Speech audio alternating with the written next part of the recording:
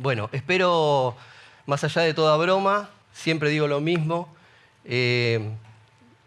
Algunos me conocen, otros no. Quizás la manera que tenga de expresarme o de transmitir la palabra no sea la habitual, pero confío en que Dios va a poner las palabras correctas para que aquel que necesite oír, oiga y entienda, y que le sirva, que le sea de bendición. ¿Quién estuvo el domingo pasado? Bien, entonces me van a entender. Yo no soy pastor, no soy predicador, solamente quiero ser un amigo de Dios, como dijo Ángel. Entonces lo busco en esa amistad, en ese compromiso que tengo con Él, en esa intimidad, y trato de entender la palabra y de transmitirla. Y soy un poco obse con el tema de las palabras. Recién me llamó la atención y me encantó cuando Ezequiel decía que el Salmo dice tal cosa. No dice ni se supone que dice.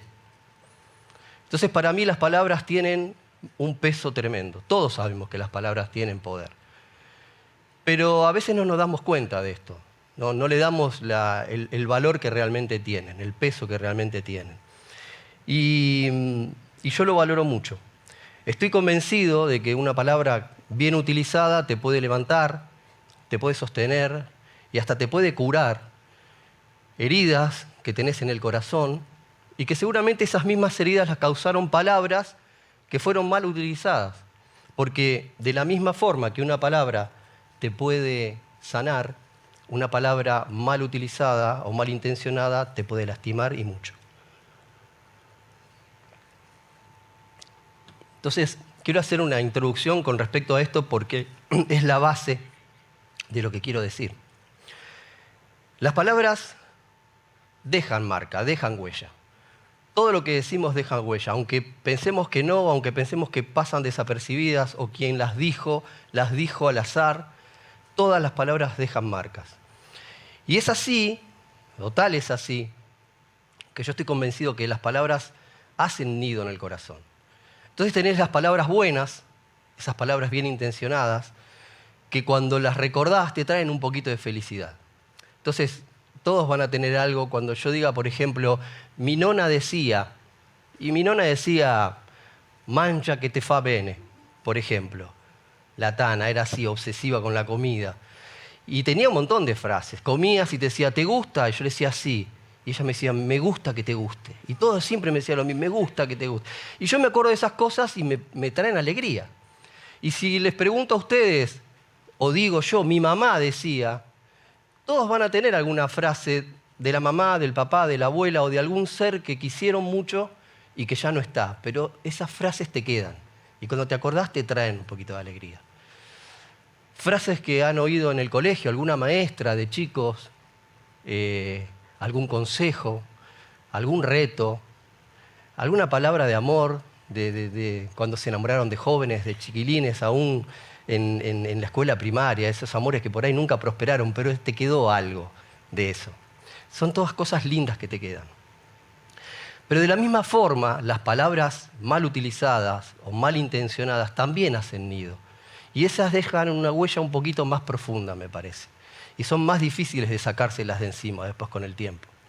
Entonces, muchas veces, por ejemplo, hay padres que tratan mal a sus hijos y en un momento de enojo les pueden decir que es un inútil o cualquier otra palabra de menosprecio. Y esas palabras van a quedar dentro de ese chico por mucho tiempo. Si tiene suerte, algún día lo va a poder superar. Pero hay gente que no lo puede superar nunca. No solamente por las palabras, las tristes palabras que dijeron, sino porque vienen de quién vienen. Y como eso hay un montón de cosas. Por ejemplo, en el trabajo, jefes o compañeros de trabajo que tienen posiciones más elevadas y descargan las frustraciones en los que mandan y entonces menosprecian y hablan mal.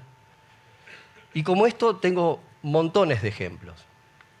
Pero lamentablemente también en la religión pasan estas cosas.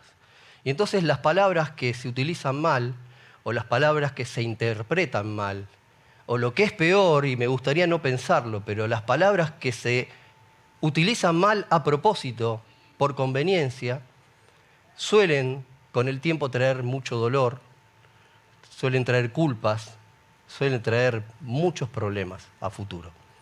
Entonces, es muy importante cómo utilizamos las palabras.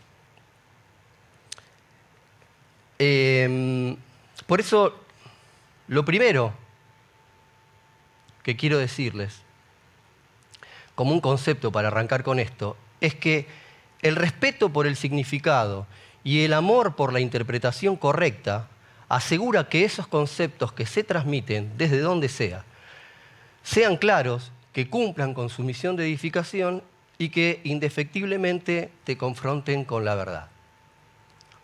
Yo estoy convencido de esto.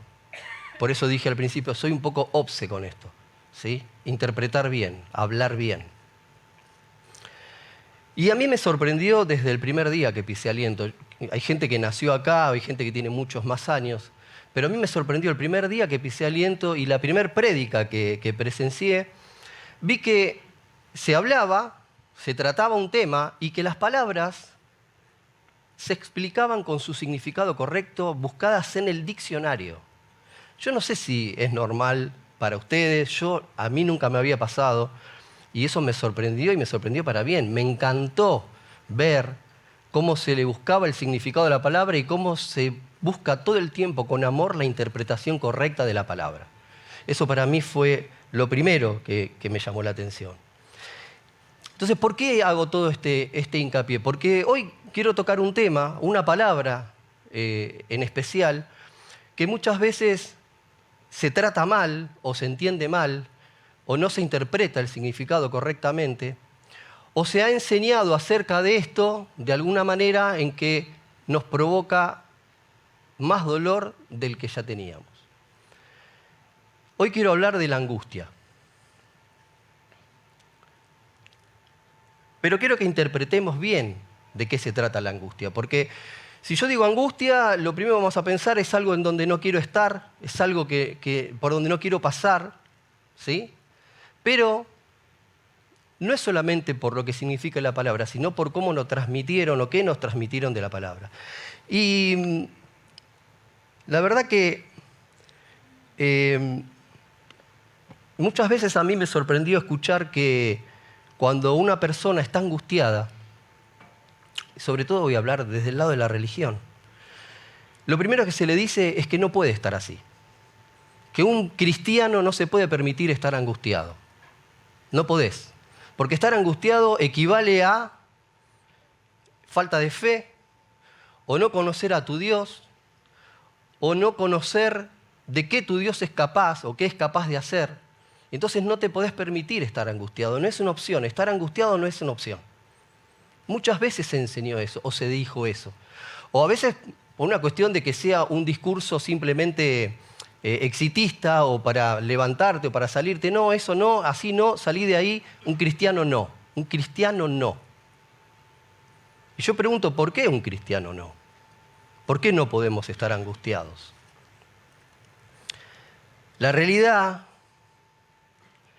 es que hay discursos que lo único que logran es multiplicar la angustia y generar tristeza en quien la está pasando mal, porque le agregamos la carga de sentirse mal por el mismo hecho de sentirse mal. ¿O cómo estarías vos si sentís algo que te dijeron que está mal sentir o que no está bien hacerlo? Entonces, si a una persona que ya está mal, le digo, no, vos no podés estar así, esto no es de cristiano, no tenés que estar angustiado. Estás peor, te pones peor, porque no es algo que vos estás manejando. En un principio no es una decisión personal estar en ese estado.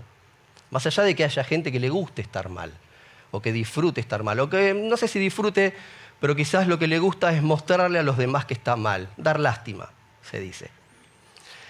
Pero hay discursos que te ponen peor, que no te ayudan para nada, no te ayudan a salir.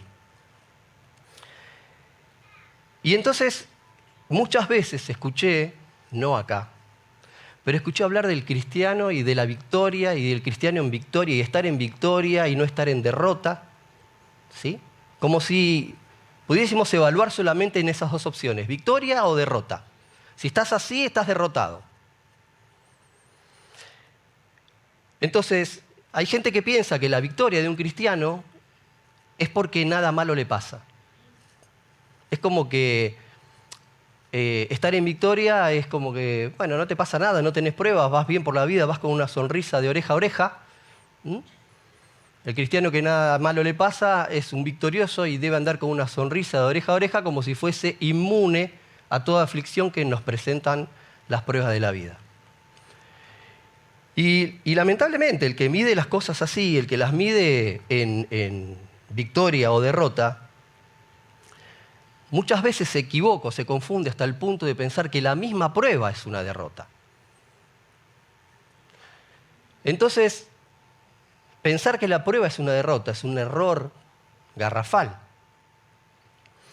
Y ahí empiezan las explicaciones que tampoco tienen mucho sentido, ni tienen ningún asidero ni base, y te dicen que, bueno, te pueden pasar por dos cosas. Esas cosas te pasan porque no pediste bien, porque no pediste con fe, entonces no vas a ver milagros. O tu fe no es suficiente.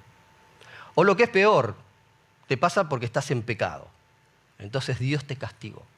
Y Dios te castigó y estás pasando porque Dios te castigó. Yo no creo en un Dios que me castigue de esa manera. No lo creo. Entonces, evidentemente hay un discurso que al menos a mí no me gusta para nada, y era el discurso que quería traer hoy y compartir con ustedes, para ver si podemos encontrarle un verdadero significado a la palabra y ver cómo procedemos en función de eso. Porque algo habrás hecho, es por un pecado, el Dios te castigó o tu falta de fe, son interpretaciones religiosas que no solo no suman, sino que te causan más daño del que ya tenías. Encima, esta interpretación equivocada muchas veces, aún conociendo la palabra, la ponemos por encima de palabras que conocemos y que te justifican o que te están indicando todo lo contrario. Porque, por ejemplo, ya lo decía el sabio Salomón, que en la tierra suceden cosas absurdas, pues hay hombres justos a quienes les va como si fueran malvados y hay malvados a quienes les va como si fueran justos. Y yo digo que también esto es absurdo. O sea que las pruebas están y las cosas van a pasar y no siempre van a pasar por un motivo que sepas. Y no siempre va a ser, nunca va a ser, no siempre, nunca va a ser por un castigo de Dios. De hecho, Jesús, en Juan, dice, en este mundo encontrarán aflicciones. No dice aflicción, no dice que vas a tener un problema, dice aflicciones. Y cuando dice aflicciones, son muchas. Es plural. Podemos tener muchas aflicciones en la vida, no una. Y es más, en los capítulos previos, te da algunos ejemplos de aflicciones, como para que vos te pongas en contexto y digas, bueno, lo que me pasa a mí es grave. Bueno, en los capítulos anteriores te dicen que, por ejemplo, serán aborrecidos, que los expulsarán de las sinagogas, que los matarán pensando quienes lo hacen, que lo hacen en nombre de Dios. Y un montón de cosas más. Entonces, si queremos ejemplos de aflicciones que pueden suceder, estos, creo que nada de lo que nos pasa a nosotros es tan grave como esto. Así todo, son aflicciones. O sea que las cosas pueden pasar. Está escrito, nos van a pasar. No importa si sos cristiano o si no sos cristiano. Es la vida y en la vida te van a pasar cosas. Y si te pasan cosas, ¿por qué no sentirte mal con las cosas que pasan? O sea, no tendría lógica no sentirte mal cuando tenés una aflicción. Si lo llevo a un extremo, si alguno de nosotros tiene una pérdida importante de un ser querido, o estás en un proceso en donde ya sabes que nada se puede hacer y que esa persona se va, ¿qué vamos a hacer? ¿Vamos a juzgar porque esa persona se siente mal, porque está angustiada? ¿Vamos a ir con un discurso fácil? No te hagas problema, quédate tranquilo, lo vas a volver a ver. Sí, está bien, lo voy a volver a ver, pero yo estoy mal. Y no puedo juzgar la angustia o el estar mal de esa persona. Y lo puse con un ejemplo, digamos, lo llevé a un extremo. Pero, ¿quién puede juzgar o quién puede decir por qué está bien ponerse mal y por qué cosas no está bien ponerse mal? Porque, bueno, si hablo de muerte, es fácil entender que uno puede estar mal. Pero a veces hay cosas que son aflicciones para nosotros y que para otros no. Pero ¿quién puede juzgar qué cosa te pone mal y qué cosa no te pone mal? Porque ahí hay un punto importante. Cuando vos juzgás qué cosas sí, qué cosas no, pensás que lo que a vos te pasa es importante y es lo peor que le puede pasar a alguien y lo que le pasa al otro es una pavada. Y entonces, ¿cómo va a estar mal? ¿Cómo vas a estar angustiado? Si sos cristiano no puedes estar angustiado. Lo que vos tenés es una pavada, vamos. Y no lo estamos ayudando. Con ese discurso no lo estamos ayudando absolutamente para nada. Entonces, vamos a ver un poco cuál supongo que puede ser un origen. Puede haber un montón de orígenes, pero de palabras quizás mal interpretadas. ¿Y por qué a veces pensamos así o por qué nos llevaron a pensar así en alguna oportunidad?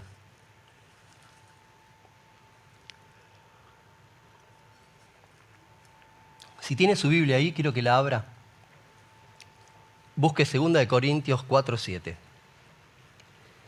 ¿Cuántos tienen Reina Valera? La Biblia con versión Reina Valera. Bueno, vamos a ver esta versión primero. Quiero ver esta versión porque voy a hacer base en esto.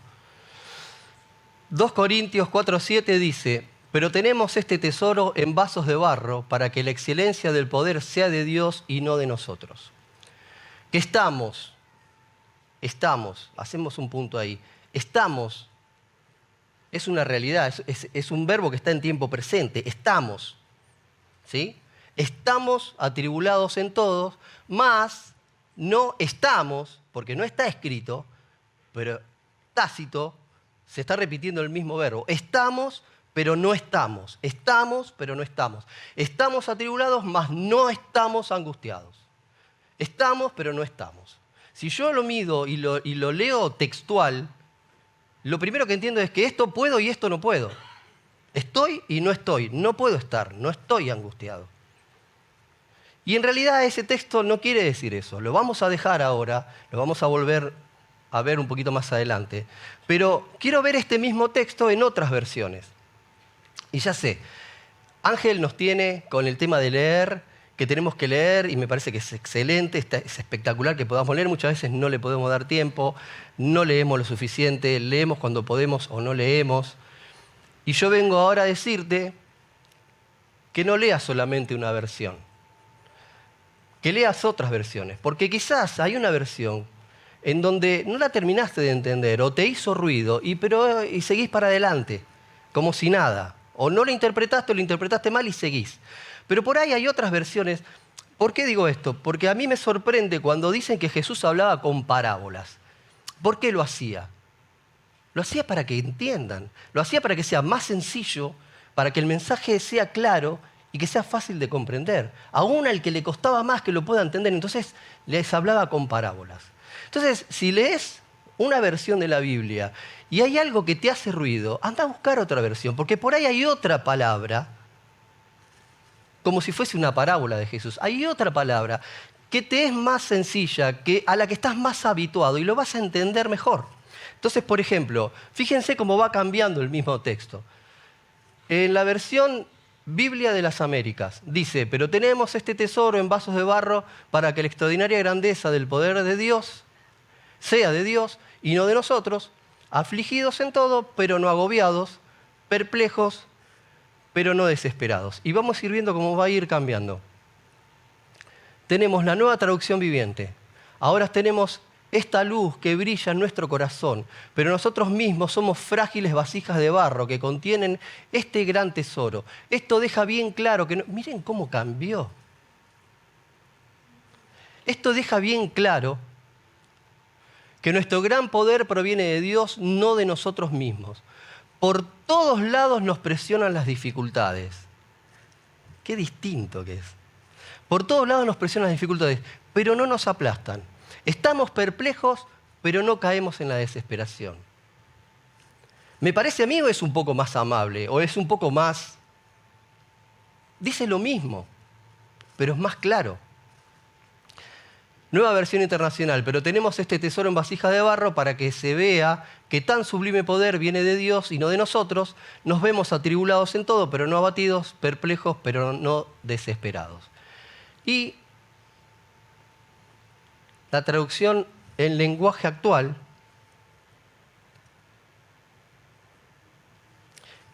que dice, cuando Dios nos dio la buena noticia, puso, por así decirlo, este ya es, para mí es el sumo, por así decirlo, un tesoro en una frágil vasija de barro. Así, cuando anunciamos la buena noticia, la gente sabe que el poder de ese mensaje viene de Dios y no de nosotros, que somos tan frágiles como el barro. Por eso, aunque pasamos muchas dificultades, no nos desanimamos.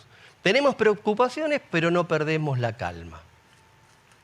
Y por último, no los quiero cansar con esto, pero me parece que la que más me gustó, dice en la Biblia, Dios habla hoy, pero esta riqueza la tenemos en nuestro cuerpo, que es como una olla de barro, para mostrar que ese poder tan grande viene de Dios y no de nosotros. Así que, aunque llenos de problemas, ¿qué es lo que hablamos todos los días? ¿Quién no tiene problemas? Y cuando hablas con otro, che, ¿cómo estás? Tengo un problema. Son las palabras que usamos todos los días. Aunque llenos de problemas, no estamos sin salida. Tenemos preocupaciones, pero no nos desesperamos. De ninguna manera, en ninguno de los otros textos yo puedo interpretar que no puedo estar angustiado. La angustia no. Entonces, los invito a que cuando alguna palabra les haga un poquito de ruido o hay algo que no les cierra, a mí me pasó, creo que ya lo dije y lo voy a volver a decir. Cuando empecé a venir a las reuniones y a conocer más de la palabra y a interiorizarme un poco más, a mí me hacía mucho ruido escuchar la palabra temor de Dios. Y yo no, para mí estaba mal, no podía, ¿cómo temor? Porque para mí la palabra temor está asociado al miedo. Y yo no puedo tener miedo a Dios. ¿Cómo le voy a tener miedo a Dios? Entonces, el temor de Dios no es eso. El temor temor de Dios es tenerle respeto a Dios, es saber quién es Dios, en qué lugar está en Dios, ponerlo en el lugar que corresponde. No tenerle miedo. Pero yo lo primero que pensé, ¿cómo me dicen que le tengo que tener miedo? Entonces, cuando tengas algo, una palabra, una frase, lo que sea, que te haga un poquito de ruido, anda a buscar otra versión. Porque por ahí es más sencillo, porque por ahí lo entendés mejor, o porque, como si fuese una parábola de Jesucristo, es una manera más fácil de entender lo que te quiere decir la palabra. Entonces, no solamente esto, como primer punto que les quería compartir, sino que, además, si seguimos indagando en la palabra, vamos a ver que, obviamente que, como dije, aflicciones hay un montón, Jesús mismo dijo que íbamos a tener aflicciones, pero también la angustia aparece en la Biblia muchas veces. Y es una situación, digamos, válida, sentirse angustiado. Por ejemplo, en Éxodo 3:7 dice, dijo luego Jehová, bien he visto la aflicción de mi pueblo que está en Egipto y he oído su clamor a causa de sus exactores, pues he conocido sus angustias. Entonces vamos a ir de lo más grande a lo más chico. Había todo un pueblo angustiado. ¿Y Dios qué dijo? ¿Están angustiados? Los castigo. No. Los sacó de esa situación. Pero el pueblo estaba angustiado. Y la Biblia te dice que el pueblo estaba angustiado. O sea que es una cosa que puede pasar. En 2 de Samuel 1:25, ¿cómo han caído los valientes en medio de la batalla? Jonatán, muerto en tus alturas. Angustia tengo por ti, hermano mío Jonatán. Quien dice esto es David. Y no estoy hablando es un David antes de ser rey. Una persona angustiada que no se quedó en esa situación, que estuvo angustiado, lo dice la Biblia, y después fue rey, y fue el rey que fue. Pero aún siendo el rey que fue, siendo la persona que fue, también se angustió. Y si quieren más, Mateo 26:36. Luego fue Jesús con sus discípulos a un lugar llamado Getsemaní y les dijo, siéntense aquí mientras voy más allá a orar. Se llevó a Pedro y a los 2 hijos de Zebedeo y comenzó a sentirse triste y angustiado. Jesús se angustió. Está la angustia que me invade, que me siento morir, les dijo. Quédense aquí y manténganse despiertos conmigo. Entonces, Jesús se enfrentó a la angustia. De acá para abajo no puedo entender que alguien me diga, no, un cristiano no puede estar angustiado. Sí que puede estar angustiado. No puede vivir angustiado. Porque la angustia es un sentimiento y lleva un proceso. Y como todo proceso, tiene un origen, tiene un desarrollo, pero tiene que tener un final también. Pero sí es válido sentirse angustiado. Y eso es importante que lo entendamos. Entonces, para hacer lo que tanto me gusta, vamos al diccionario, para ver qué es angustia. Vamos a empezar a tratar de entender un poco mejor de qué se trata, o por qué le tenemos ese temor, por qué decimos angustia y nos sentimos mal, o pensamos que es algo grave, malo. Pero, ¿qué es la angustia? Dice el diccionario que es un estado de intranquilidad o inquietud muy intensa, causado especialmente por algo desagradable o por la amenaza de una desgracia o un peligro. Quiero hacer un punto ahí. Porque dice que es causado por algo desagradable o por la amenaza. O sea que vos te podés angustiar por algo que te pasa. O te podés angustiar por algo que no te pasó, pero que pensás que te va a pasar. Es la amenaza de algo que te puede pasar. Y algo que aún no te pasó, te puede poner mal. ¿Y a cuántos le pasó? Yo me acuerdo, voy a tratar de hacerlo cortito, un día estaba en casa mi hijo y otra persona, no me acuerdo ahora quién era, otro familiar. Se iban de casa, ya era tarde, eran como las 2, 3 de la mañana, y mi hijo tenía que ir 2 cuadras hacia un lado, cuando se iban, y esta otra persona tenía que ir 4 cuadras hacia otro lado. Pero esas 4 cuadras era pasar por un lugar en que, bueno, por ahí no nos gustaba mucho, por un tema de seguridad, que tenga que pasar por ahí, para ir a tomar un colectivo. Entonces cuando se iba, mi hijo le dice, bueno, dale, te acompaño y después me voy. Y le digo, no, yo usando la lógica, si uno solo pasa por ahí, es uno que pasa. Pero si vas, primero pasan 2, ya pasaron una vez, y después tenés que volver vos, pasaste 2 veces vos solo, ¿para qué lo acompañás? No vaya, que vaya él solo. No sé, me parece a mí. ¿Qué hizo? Lo acompañó.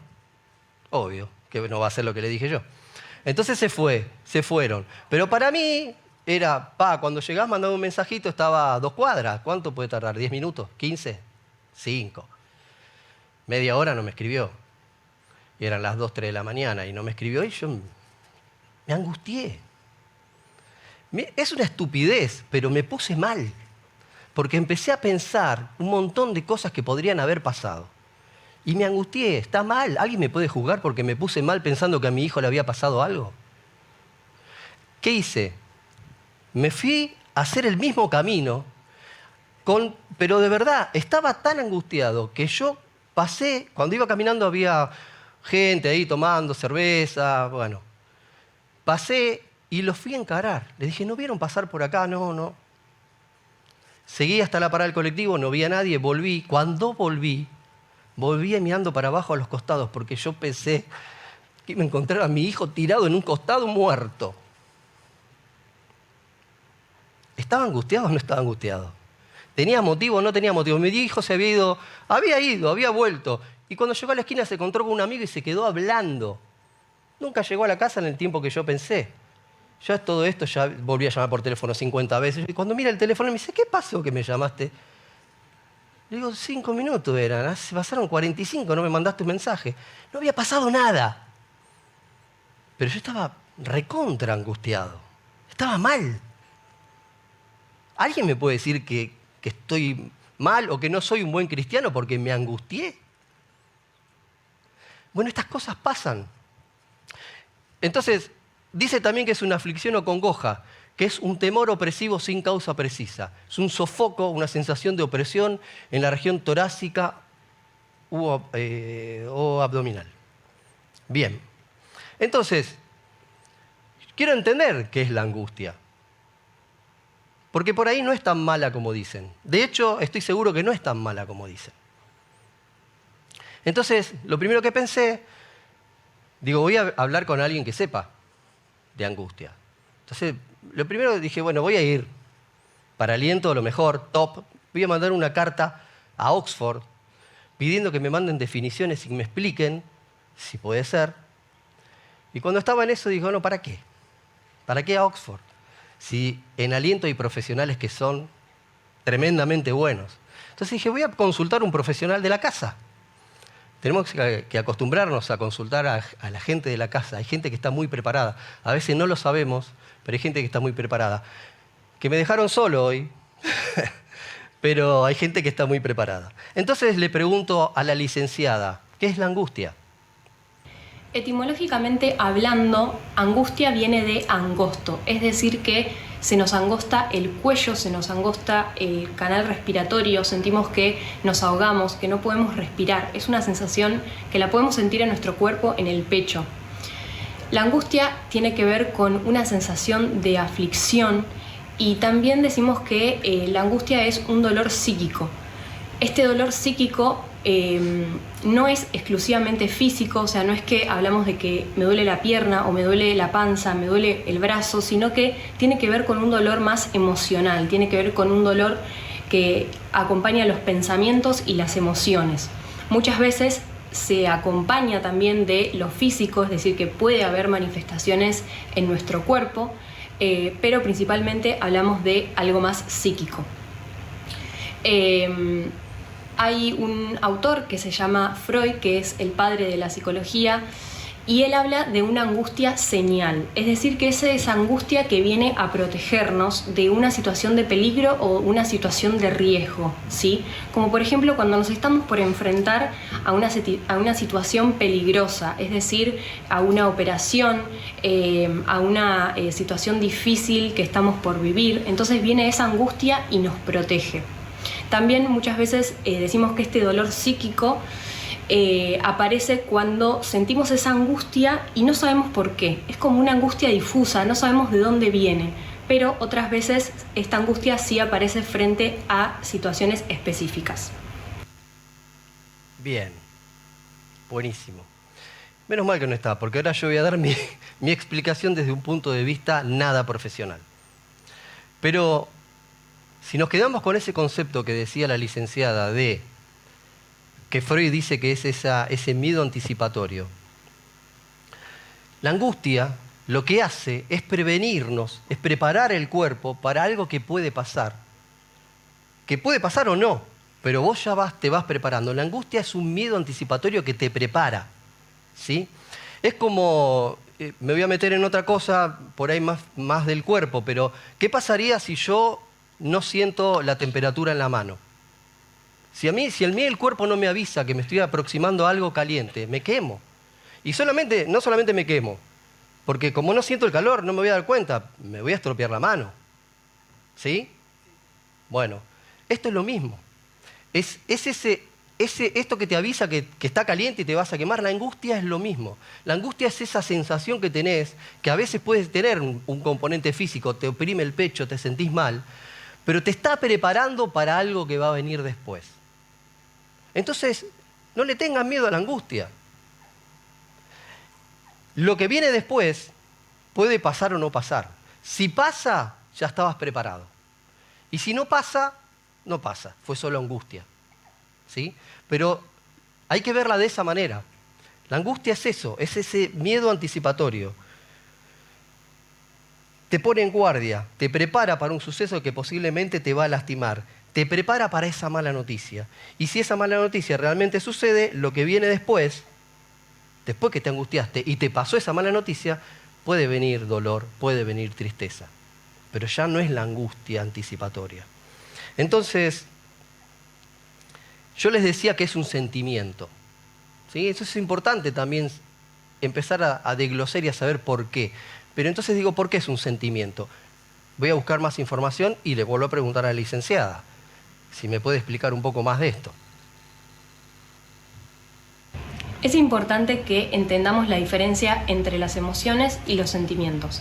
Las emociones son más intensas, son fugaces, surgen frente a un estímulo, surgen como reacción a un estímulo, duran menos tiempo. En cambio, los sentimientos son más prolongados, son más complejos y se pueden estabilizar un mayor tiempo que las emociones.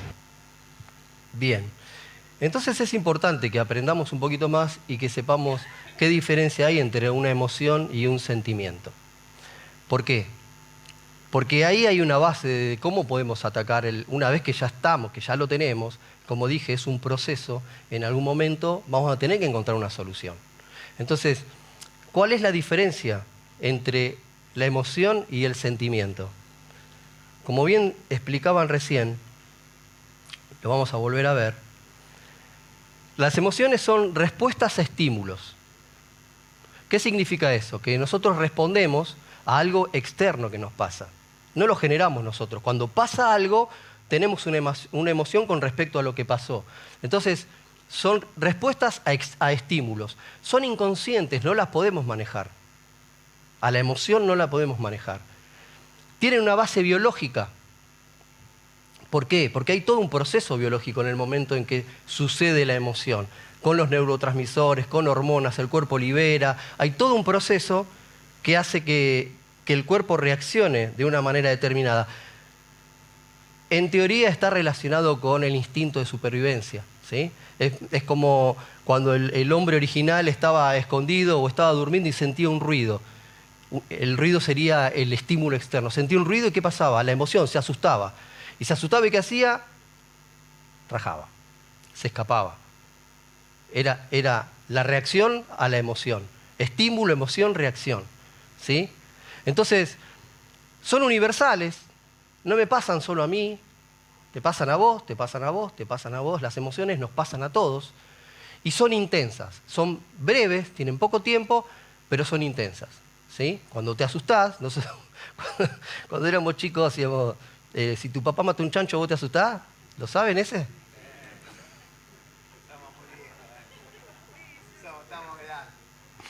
¿Lo saben o no lo saben? ¿Sí?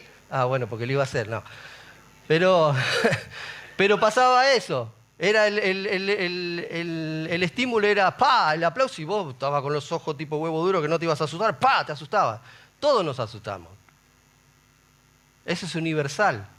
El miedo lo vamos a tener todos en algún momento y por distintas situaciones.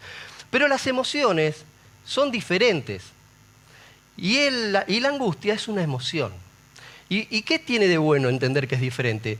Que el sentimiento es una respuesta a la emoción. O sea, la emoción va a venir porque hubo un estímulo externo, no depende de mí. Yo no manejo las cosas que pasan. Las aflicciones vienen, no las manejo yo. No puedo determinar si quiero que me pase esto o el otro. ¿Qué quiero? ¿Que me pise un tren o que me pise el colectivo? No sé, me va a pisar lo que me tenga que pisar.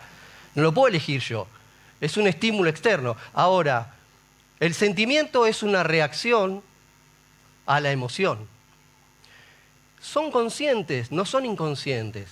O sea que pasan por la psiquis, pasan por la cabeza. Y eso es un golazo, porque si pasa por la cabeza, de alguna manera lo vamos a poder ver, lo vamos a poder tratar. Lo otro no lo puedo tratar, porque es inconsciente. Esto no. Tiene una base psicológica, son particulares. ¿Qué significa que son particulares? Que no todos reaccionamos de la misma forma. Por ahí entrás a una casa y sentís olor a torta o a pan recién horneado, ¿sí? Ese es un estímulo, el olor. Y la emoción que te puede dar es seguramente, no sé, alegría. Cuando uno siente ese olorcito rico se pone contento. Pero después el sentimiento que te dispara, en cada uno puede ser distinto, porque a mí me puede dar felicidad, esa alegría me puede dar felicidad, porque, no sé, porque me gusta la torta. Pero me puede dar tristeza también, porque ese olorcito o esa torta la hacía mi mamá que se murió. Entonces, la emoción es particular. ¿Por qué quiero hacer hincapié en esto? Porque estamos acostumbrados a juzgar lo que le pasa al otro. Cuando el otro está mal, como ya lo dije, es por una pavada. Yo estoy mal porque a mí lo que me pasa es grosso, pero el otro no. Pero cada uno reacciona con un sentimiento distinto a la misma emoción. Y son menos intensos que las emociones. Esta diferencia es importante que la entendamos.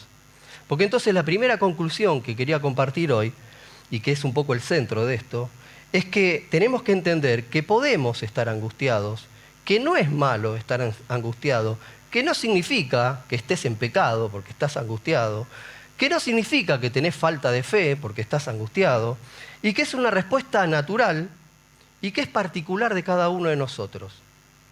Y como dije antes, que es un proceso. Y como todo proceso, tiene que tener un tiempo y un final. Entonces, para redondear, ya se los dije, ¿pero está mal sentirse mal? No. Quiero que me lo diga la licenciada. La respuesta es que no. No está mal sentirnos mal. Es importante que cuando nos sentimos mal podamos sentarnos y dedicarnos un momento para registrar ese malestar. Es decir, pensar de dónde viene, qué es lo que me generó ese malestar, qué situación me provocó ese malestar. Nosotros tenemos que entender que desde la terapia cognitivo-conductual se comprende que los pensamientos son aquellos que originan las emociones y las emociones son aquellas que originan la conducta. Por lo tanto, nuestras emociones nos van a dar un resultado, o sea, las emociones son el resultado de aquellas interpretaciones que nosotros hacemos de la realidad. Por lo tanto, es importante poder revisar nuestros pensamientos y poder sentarnos a registrar qué es lo que estamos sintiendo a causa de qué es lo que estamos pensando. Bien, entonces llegado a este punto, no solamente podemos decir que el proceso de la angustia es un proceso válido, sino que es inevitable muchas veces y que muchas de esas veces también es hasta saludable.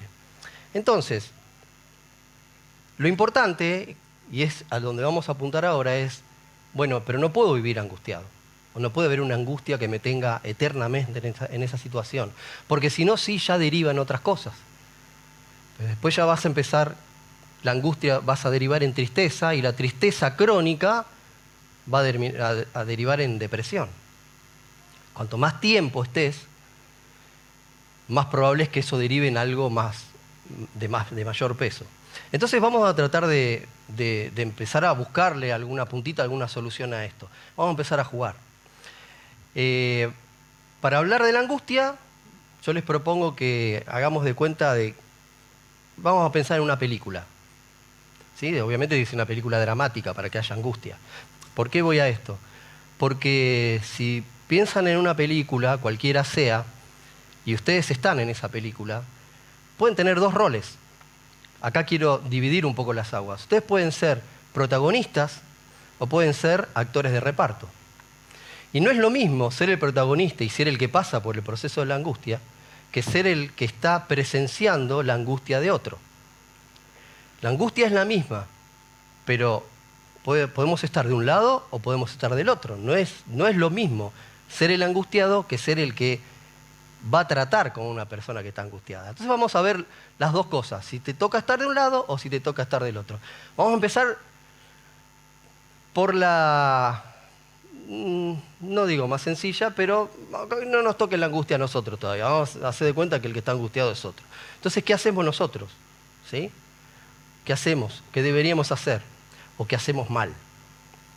Te voy a dejar 3 consejitos para que tengas presente. El primero, importante, comprender antes de aconsejar.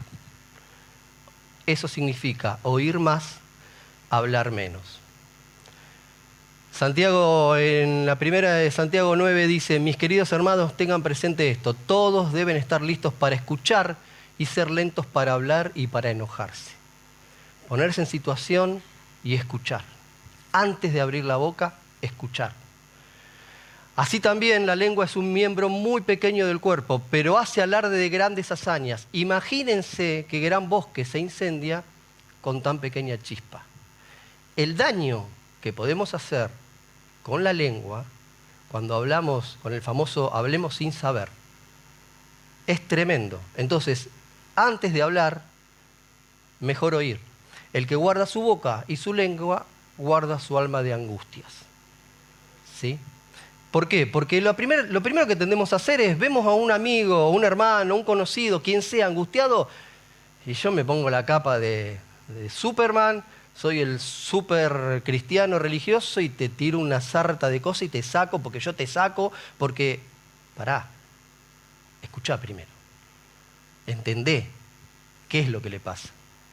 No es lo mismo lo que me pasa a mí que lo que te pasa a vos ante una misma situación. Entonces, primero, entendé. Segundo punto, ser empático. ¿Qué significa ser empático? No juzgar. Lo que veníamos hablando antes, lo que a mí me angustia no es lo mismo que lo que te angustia a vos. Pero no quiere decir que la angustia sea distinta. No quiere decir que yo tenga motivos y vos no. Que lo mío sea importante y que lo tuyo sea una pavada. No es así. Entonces, 1 Corintios dice, por lo cual, siendo libre de todos, me he hecho siervo de todos. Me he hecho, más adelante, me he hecho a los judíos como judíos. A los que están sujetos a la ley, aunque yo no esté sujeto a la ley, como sujeto. A los que están sin ley, como si yo estuviese sin ley. Me he hecho débil a los débiles para ganar a los débiles. Y todo me he hecho de todo para que de todos modos salve a algunos. ¿Qué es esto? Ni más ni menos, ponete en los zapatos del otro. Ponete en el lugar del otro. Sufrí como sufre el otro. Tratá de hacerte débil. Como dice la palabra, hacerte débil es tratar de ponerte en el lugar del otro, con la situación del otro, con el conflicto del otro y con el mismo sufrimiento del otro. Si no, no hables. Si no, el tercer punto es, hacé silencio. Porque de esa manera, por lo menos, vas a evitar más dolor. Entonces, si no sabés qué hacer, si no te podés poner en el lugar del otro, si no podés ser empático, si no podés hacerte débil y sufrir a la par del otro, y después hablar desde el amor, desde el corazón, si no lo podés hacer, no hagas nada, no hables. Muchas veces es mucho más beneficioso un abrazo en silencio que un montón de palabras que no tienen sentido, o que las tienen para vos, pero no para el otro. Entonces, si no sabés, no hables. No generes más daño. Ahí decía la lengua, un órgano tan chiquitito, pero el incendio que puede provocar. Si sos consciente de lo que podés lastimar con la lengua, no hables si no sabés lo que tenés que decir. El que ahorra sus palabras tiene sabiduría. De espíritu prudente es el hombre entendido. Aún el necio, cuando calla, es contado por sabio. El que cierra sus labios es entendido. O en Amós 5:13, por tanto, el prudente en tal tiempo calla porque el tiempo es malo. Entonces, antes de hacer más daño, no hables. Bien, ¿qué pasa si estás del otro lado?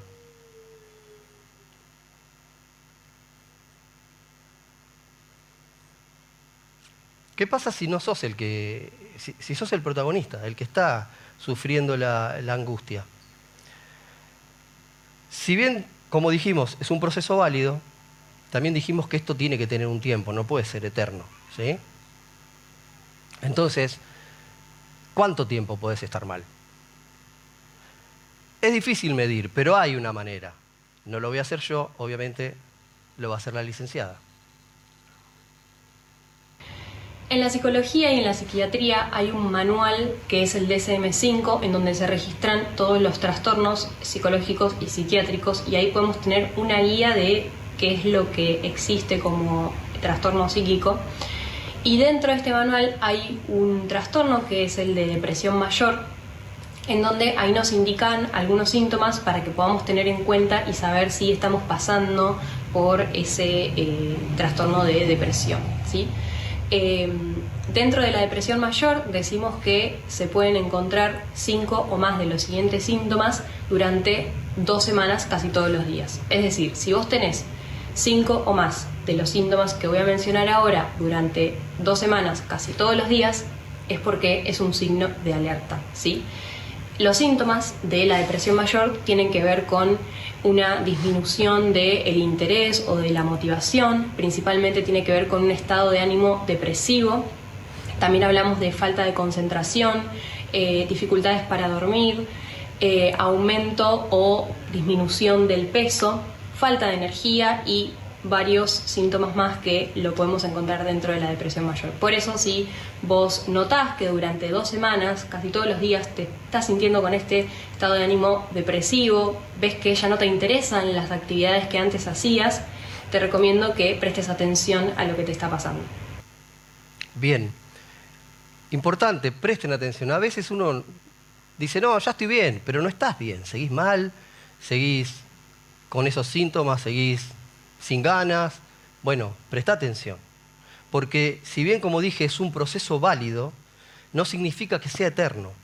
Es un proceso más de tu vida, como cualquier otro proceso. Pero la diferencia es que hay otros que no dependen de vos. Y salir de acá sí depende de vos. ¿Sí?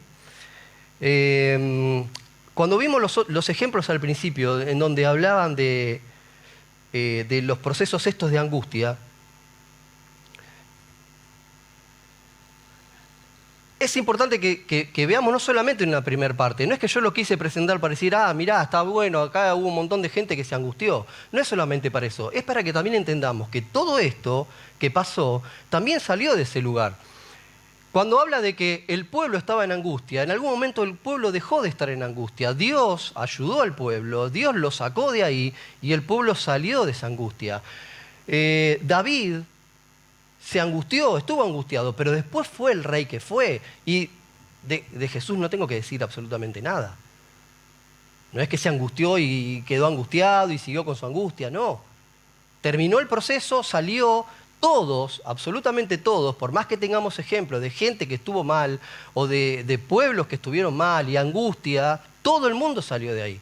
Entonces lo importante es entender que te puede pasar, sí, te puede pasar. Te va a pasar, te va a pasar. En algún momento de la vida va a haber algún proceso, alguna aflicción que te va a llevar a ese lugar. Y no está mal. No es que no seas cristiano, no es que estés en pecado, no es que es un castigo, no es que te falta fe, te va a pasar. Pero no es eterno, tenés que salir. Y salir, ahí sí ya depende de vos. Porque como dije, y por eso quise hacer la explicación de que es un sentimiento y no una emoción. Un sentimiento es algo que podés tratar, que podés modificar. Ahora, ¿cómo lo hacemos? Ese es el tema. Porque, y volviendo al texto, cuando lo puse al principio de la versión Reina Valera, cuando dice, estamos atribulados en todo, mas no angustiados, no significa que no podés estar angustiado, significa que podés estar, pero no podés permanecer en ese estado. Eso es lo que está diciendo esa versión. No que no podés estar, sino que no te podés quedar ahí. Podés pasar, pero tenés que salir. Entonces, ¿qué hacemos? Esa es la gran pregunta. El centro de todo lo que dije hasta ahora era para esto. ¿Qué hacemos? ¿Cómo salimos de ahí? No la voy a molestar más, pero le voy a volver a preguntar a la doctora, a la licenciada, perdón. Es importante que si nos sentimos mal podamos pedir ayuda. Podamos pedir ayuda a un profesional de la salud mental, a un psicólogo o a un médico psiquiatra y entender que esto no está mal, sino que es necesario. Porque así como vamos al médico para enfermedades o problemas físicos, también es importante recurrir a ayuda de la salud mental cuando es necesario. Somos personas que tenemos alma, cuerpo y espíritu y sabemos que tenemos que cuidar nuestra alma y para eso muchas veces necesitamos ayuda y no está mal pedirla. Y por otro lado, hay algunos aspectos que tenemos que tener en cuenta y que podemos llevarlos adelante además de tener la ayuda profesional. Como por ejemplo, realizar una buena alimentación, una alimentación consciente, en donde podamos adquirir todos los nutrientes que necesitamos y que nuestro cuerpo necesita, porque la alimentación también influye en el estado de ánimo. Por otro lado, es importante que podamos hacer ejercicio, ya sea desde una caminata hasta otro ejercicio, otro deporte que te guste más. También es importante que te puedas tomar un tiempo para meditar, para reflexionar, para respirar. Es muy importante la respiración para nuestro estado de ánimo. Es muy importante tener en cuenta la respiración consciente. Podemos hacer ejercicios de inhalación y exhalación. Por ejemplo, hay uno que es muy simple y que es muy práctico y que nos ayuda a todas las personas, que es inhalar por 5 segundos, retener por 5 segundos y exhalar por otros 5 segundos. Y por otro lado, otra variable que podemos tener en cuenta es que es importante que cultivemos nuestras relaciones interpersonales. Yo sé que muchas veces capaz no tenés ganas, no tenés ánimo, no tenés interés en juntarte con nadie ni en hablar con nadie, pero es muy importante para tu salud mental que lo hagas. Es importante que digas, bueno, hoy llamo a una persona, hablo con esa persona o salgo a dar una caminata con un amigo, una amiga, un familiar, para que podamos seguir cultivando esas relaciones interpersonales que tan bien nos hacen. Bien, buscar y pedir ayuda, ¿qué tema? Porque no estamos acostumbrados a pedir ayuda. Más bien nos enseñaron a no pedir ayuda. Nos enseñaron a que si voy a pedir ayuda es porque soy débil, porque necesito de alguien. Y entonces no recurrimos a nadie y nos quedamos con eso y empezamos a buscar a ver qué frase me hace bien o con qué somos autosuficientes. Y entonces lo primero que se me ocurre, todo lo puedo en Cristo. Y sí, es verdad.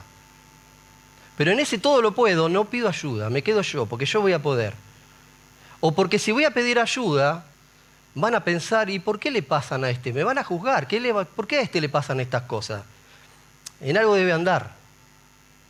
Algún pecado se mandó, alguna cosita debe ser. Entonces, lo primero que te va a pasar es que te van a juzgar. Y hay muchos que se quedan con eso, con ese miedo, con el que dirán, con el que piensa el otro, con lo que van a pensar, si a mí me pasa esto, ¿por qué me pasa? Y se enroscan en eso y se quedan con el problema y no salen. Y a veces, lo peor es que si a vos está malísimo que te quedes con ese problema, pero a veces hay gente que tiene chicos, hijos con problemas y no recurren a ayuda por vergüenza. Porque ¿qué van a pensar de si tengo un hijo que no sé, puede ser un problema grave o un problema sencillo? Y no lo tratás a tiempo porque no pediste ayuda y después es más difícil resolver ese problema. Entonces nos quedamos con que no, yo voy a poder. A mí Cristo me va a ayudar y te va a ayudar. Pero ¿sabés la cantidad de veces que te va a mandar ayuda y vos no te vas a dar cuenta de la ayuda que te mandó? Porque te quedaste con que, porque yo todo lo puedo, porque yo todo lo puedo, porque yo todo lo puedo. Y vos no lo podés todo. Solo no lo podés todo. Entonces tenés que abrir la cabeza y te tenés que dar cuenta que vas a tener que pedir ayuda. Aunque te cueste, aunque te duela, o aunque tengas que reconocer lo que te pasa.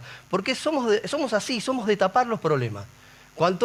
Si no se dan cuenta, mejor. Si no lo saben, mejor. Me lo arreglo yo, de alguna manera me lo arreglo. Y entonces en el mientras tanto, ¿qué hacemos? Sufrimos. Y nos duele y sufrimos. Y nos gusta a veces eso, porque también tenemos en la cabeza de que cuanto más sufro, más me parezco al Cristo. Parecerse a Cristo no es sufrir cada vez más. Porque si todavía no te diste cuenta, Él ya padeció y Él ya sufrió para que vos no tengas que volver a padecer y a sufrir. ¿Cuántos pueden decir amén? Entonces buscar ayuda.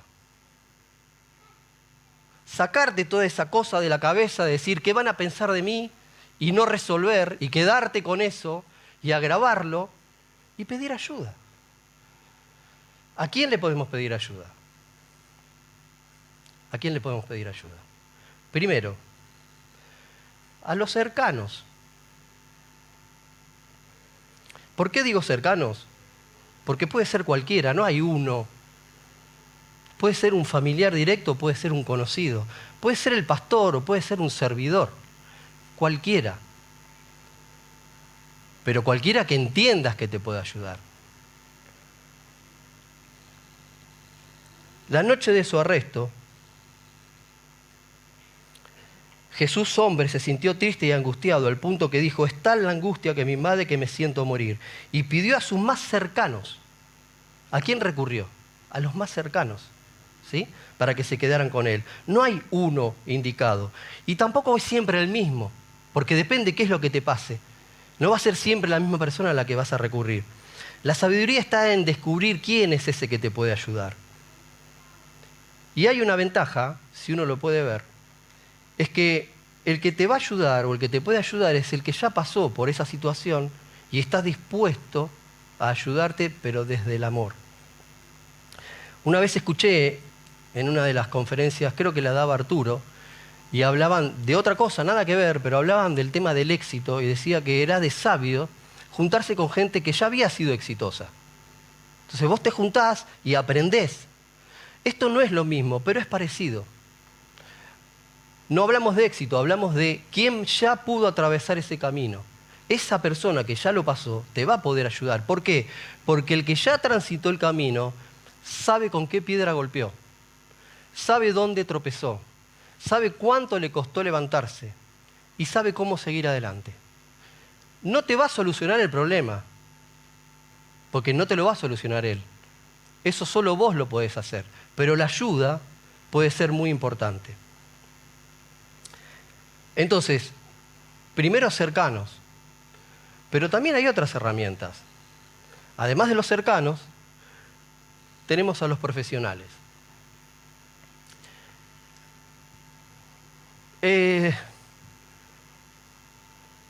Dudé en decirlo, pero hay gente que todavía piensa a esta altura que pedir ayuda a un profesional de la salud mental es algo que no se lo puede permitir un cristiano, o una persona que está en la iglesia no puede permitirse hablar con un profesional de la salud mental. Y eso me hace acordar a las veces que, en serio y en broma, Ángel cuenta cuando en otra época, por ejemplo, no podían tener televisión en las casas. O una vez, no sé quién me contó también, que había ciertos instrumentos que no podían tocar, o ciertas canciones, porque eran del diablo. ¿Alguno de los que están acá hoy piensa lo mismo? ¿Alguno piensa eso? Bueno, hay gente que piensa que si tiene que recurrir a un profesional, es como que, no, la iglesia no, yo soy cristiano, no, esto no es para la iglesia, para un cristiano esto no. Y lo sé con conocimiento de causa. Entonces, pensar a esta altura, pensar que uno no puede recurrir a un profesional, es de religión barata. Discúlpenme la expresión. Cuando la ayuda puede venir de cualquier lado. Hay un cuento, ya lo habrán dicho un montón de veces y lo deben conocer, no es la intención esa, pero sirve de ejemplo, de una persona que estaba en un lugar que se iba a inundar, o venía una inundación, un tsunami, no sé qué era. Y entonces empiezan a evacuar el lugar, se van todos, y él no se quiere ir de la casa porque dice, no, a mí Dios me va a ayudar, yo de acá no me voy. Y empieza a venir el agua, y el agua llega a no sé, 10 centímetros del piso, y los vecinos que ya eran los últimos días, nos vamos que viene el agua, no, yo no me voy porque a mí Dios me va a ayudar. Y entonces se queda y el agua sube hasta la mitad de la casa y pasan no sé, los bomberos con un botecito juntando a la gente que todavía no se había ido a rescatarlo y no, yo no me voy de mi casa porque a mí Dios me va a ayudar. Bueno, el agua lo tapó y el hombre se murió. Y cuando llegó al cielo y se encontró con Dios, le dice, pero escúchame, yo creía en vos me ibas a ayudar. Me dice, pero te avisé antes que empiece. Te mandé a los vecinos, te mandé a los bomberos. ¿Cuánta ayuda te mandé? No queremos ver la ayuda, o no nos permitimos ver cuando la ayuda viene. Porque estamos cegados, o porque malinterpretamos palabras o conceptos, y pensamos que solamente la ayuda va a venir de un lugar. Sí, va a venir de un lugar, eso no cabe duda. Pero las maneras que tiene Dios de ayudarte son infinitas. Entonces no te cierres a ninguna. Hoy, a esta altura, no te cierres a ninguna cuando necesites ayuda. La última. La mejor opción. Bueno, esto es, un profesional nos ayudará a construir herramientas y habilidades para afrontar los problemas o situaciones que se presenten, pero también nos ayudará a entender que no estamos solos. ¿A qué me refería con la última? La última opción a donde vamos a recurrir, la mejor de todas, sin dudas, el mejor recurso, es buscar a Dios. En todo momento, buscar a Dios. La oración más poderosa que podemos hacer es aquella en la que pedimos a Dios que fortalezca nuestra fe para enfrentar cualquiera sea la prueba que venga. para que nada nos pueda separar de su amor. Porque entonces, si esa prueba llega y si la ayuda llega pronto, lo vamos a celebrar con alegría. Pero si la ayuda no llega tan pronto, lo vamos a enfrentar con fe. Jesús mismo se sintió angustiado. Así que cuando estés ahí, no te aflijas por encima de la aflicción. No tengas miedo de expresar tu angustia, no tengas miedo de contarlo, no tengas miedo de buscar ayuda, porque si de algo estoy seguro, es que nunca, pero nunca, Dios te va a dejar solo.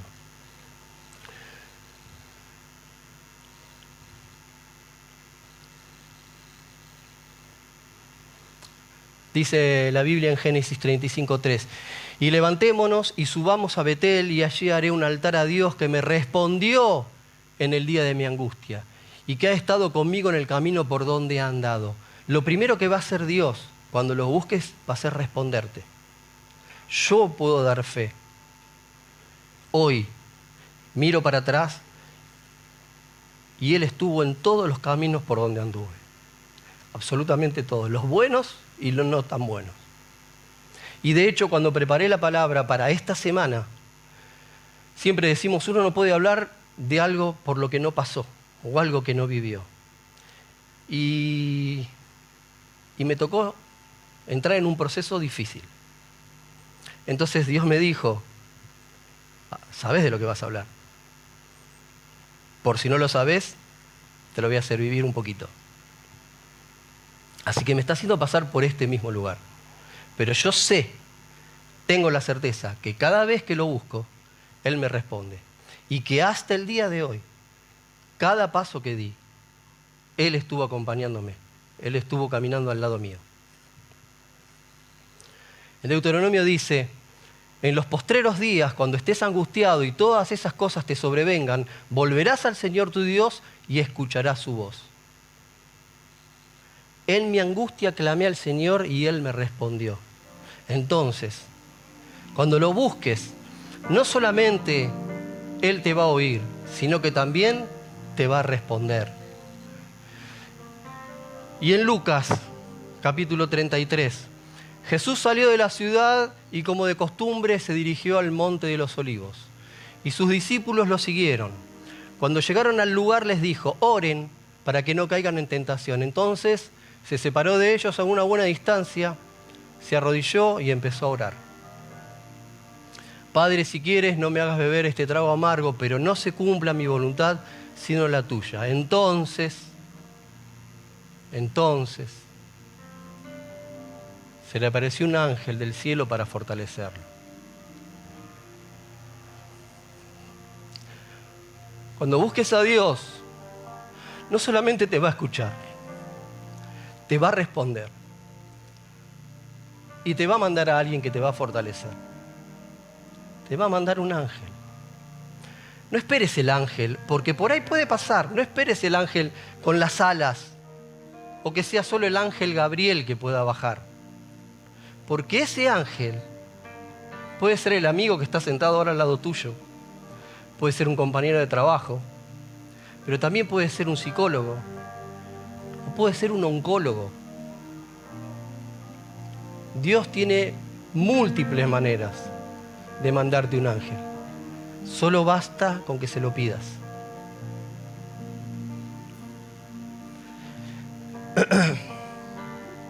Quiero cerrar con este mensaje maravilloso. De cierto os digo, que vosotros lloraréis y lamentaréis, y el mundo se alegrará. ¿Qué significa eso? Que aún en tu proceso de angustia pueden pasar dos cosas. Que el que esté al lado ni sepa que estés angustiado. Esté en otra y esté alegre. A vos no te tiene que afectar. Pero también va a haber gente que se va a poner contenta cuando te vea angustiado. Tenés que estar preparado para eso. Porque te puede pasar. Sin embargo, aunque vosotros estéis tristes, vuestra tristeza se convertirá en gozo.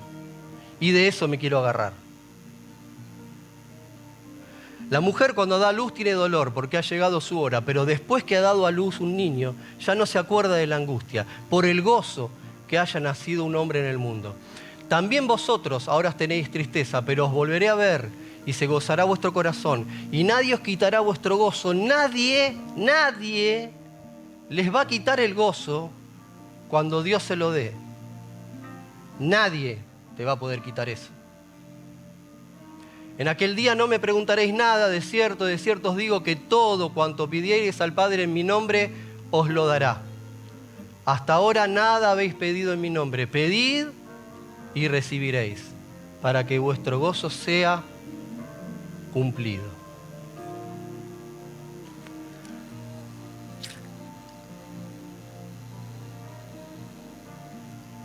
Te dejo 4 reflexiones finales. En adelante, pensá que ser victorioso no significa no tener pruebas, sino perseverar con fe para afrontarlas. Sentirte angustiado no significa que estés derrotado. Es solo estar momentáneamente atravesando un proceso válido. Pedir ayuda no es vergüenza ni te hace menos cristiano. ¿Se entendió? Pedir ayuda no es vergüenza ni te hace menos cristiano. Ni te hace tener menos fe, ni significa que estás en pecado, ni significa absolutamente de nada de eso. Pedir ayuda no es vergüenza. Y por último, con Dios de tu lado, siempre todo es más fácil.